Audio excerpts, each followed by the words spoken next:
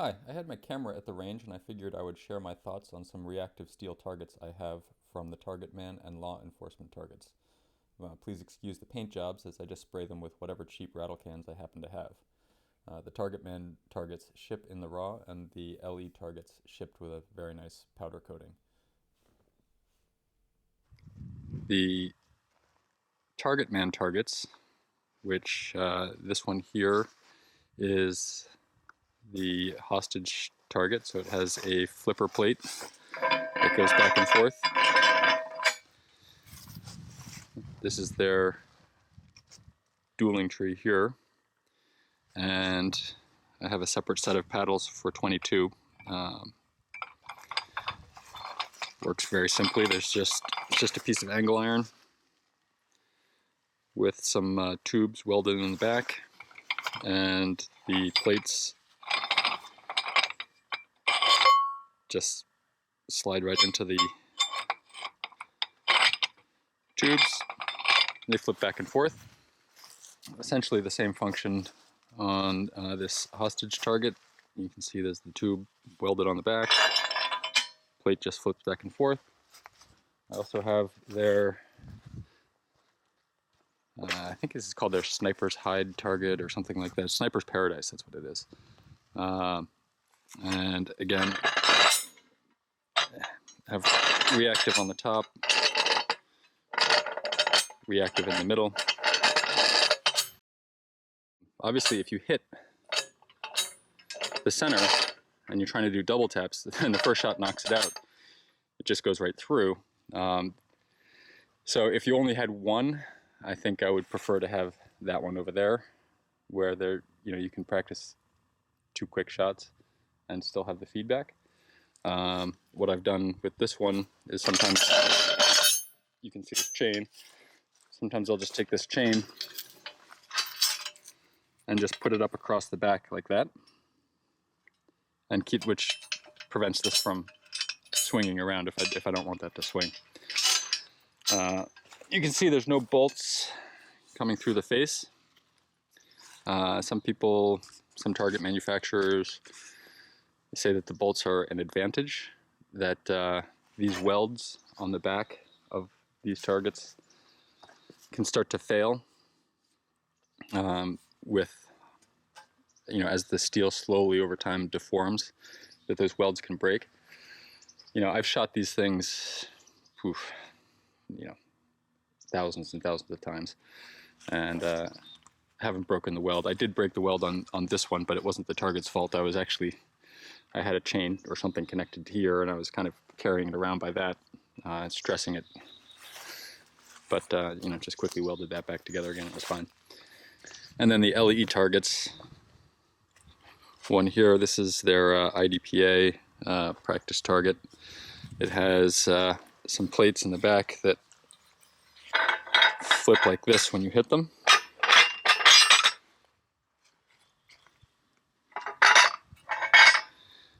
And there's some little bit of differences in the way that the base is constructed. That LE target one ships with some bolts that would normally go in right here. So normally it would actually require tools to take this apart. So there's 2 bolts at the top, 2 bolts at the bottom. But I replaced these with some clevis pins, so I could use a cotter pin setup as well. But even with this, it's a little bit more cumbersome to take this down and set it up, because you can't just kind of throw it on the ground and plop it together. You kind of have to line the holes up and get the pins in there just right.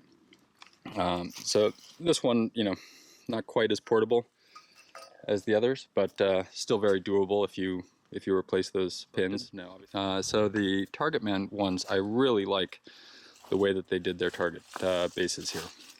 And the way that it works is you obviously have the top part of the target here. It sits, let me see if I can get some decent light in here. It sits into what they call the throat, and this is just resting in a cutout here.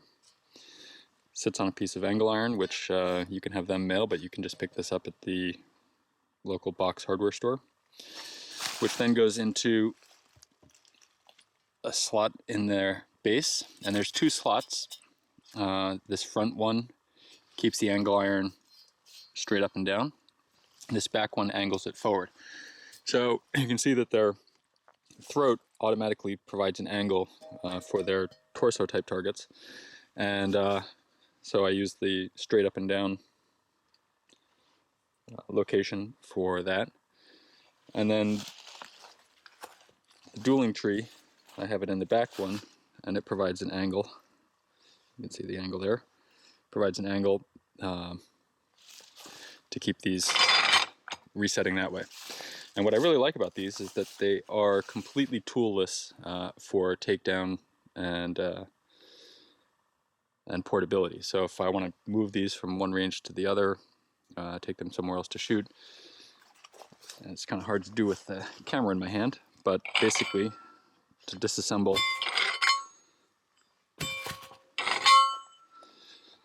the dueling tree, just going to take all the plates out. And you can see this just slides right out of the base, like that.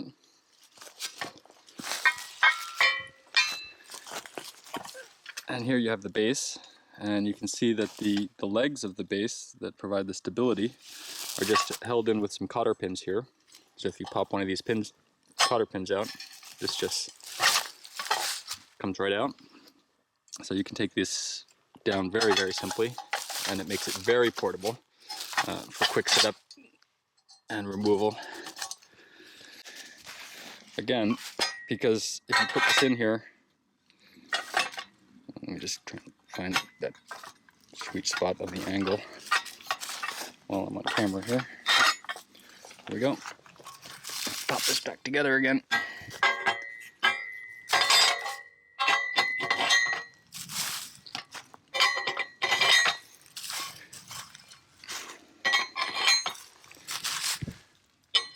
So you can see this would be even faster if I wasn't trying to do it with a camera in my hand. All right, so now it's all together. This is not quite as stable as like the LE Targets dueling tree that would be bolted together. So occasionally, if you hit this with a heavy, really heavy bullet, and flips across, I'm gonna flip the top one, you can see the next one down can sometimes wiggle. So sometimes more than one will flip over, but that's pretty rare, and you know, the more level the ground is that you put it on. And I found that also if you take a sledgehammer and just hammer this down so it goes into the ground a little bit, that stops that from happening. But I'll gladly take that bit of play and wiggle so that I keep the portability, and I can just throw it in the back of the car, bring it to a different range, bring it to wherever I happen to be shooting that day. Guess we'll start with the dueling tree.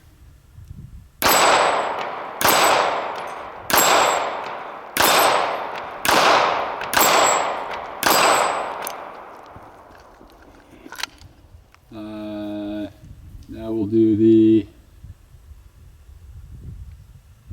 I guess we'll do the hostage target. So first on the body.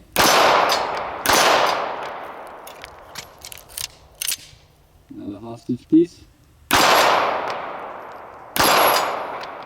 Now the sniper's paradise one, which is the one all the way on the left. First on the body. The center. If I can hit it. Now the head.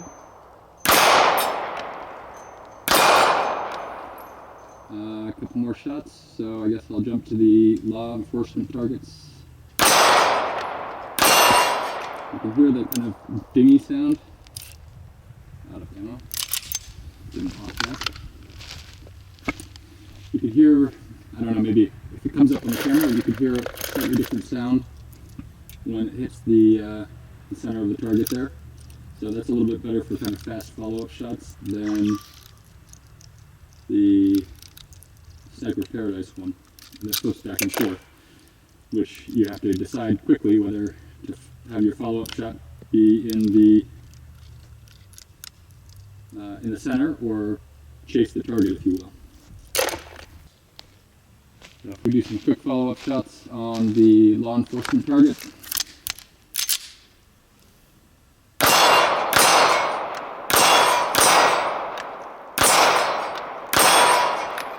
And, oh, I don't know.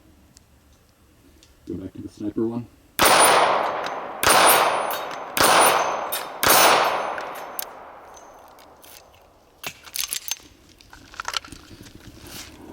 So that's what it's like with hitting with 9mm. Let me do a couple shots with 45. So here's 45 on the Sniper Paradise, I guess.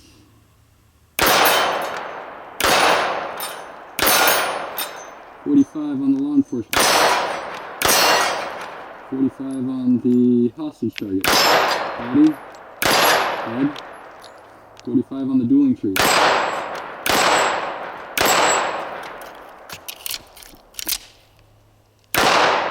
And I took it. There you can see some of the effect of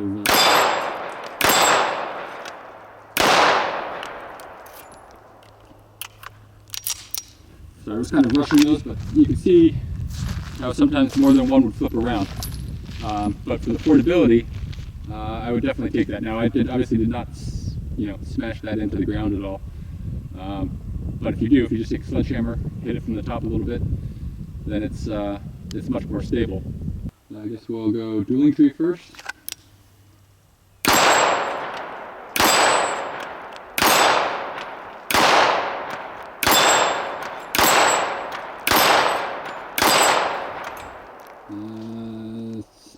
Hostage head, sniper's head,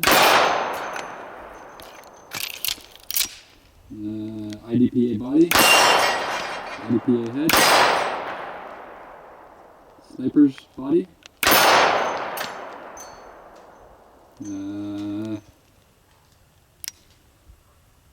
how about, can't make up my mind,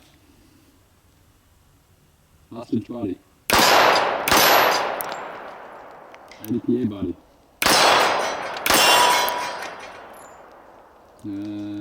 Dueling tree somewhere in the middle.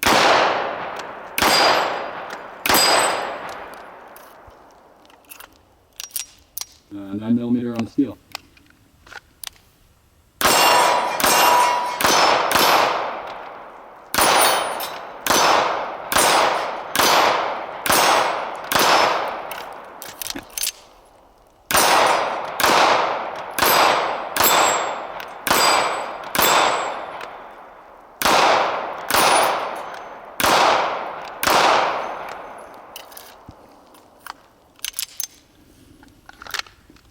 So as you see, I'm not the world's best shot here. Just trying to give an idea of how the steel reacts. This is 9 and 45 at, I don't know, what would be 15 yards.